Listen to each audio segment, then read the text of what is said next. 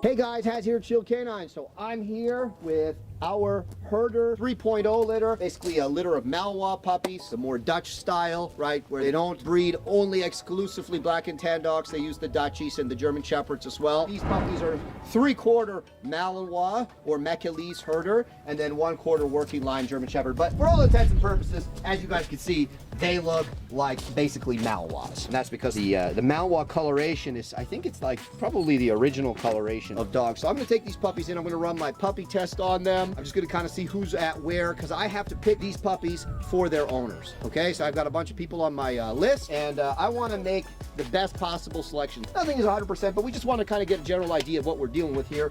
From a genetic standpoint, they should be fire breathers, all right? So we're gonna start with this puppy here.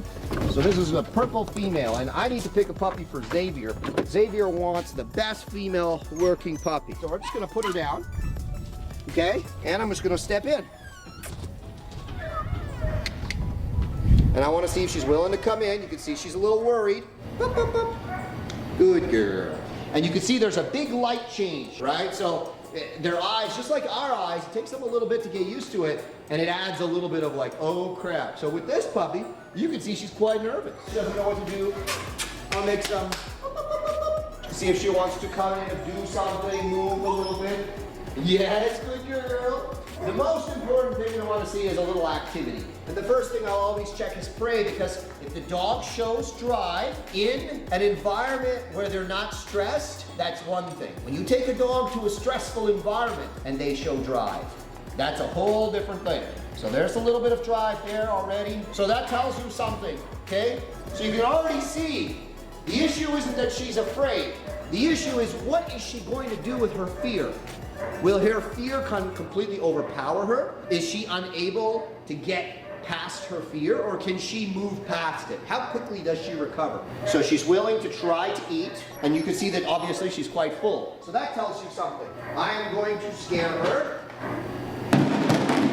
Clearly not so much, and the reason why is because it moved away from her. All right, and again, that's more the prey drive. Now I'm sure if I whacked her with it, she might be a little more concerned. Let's find out.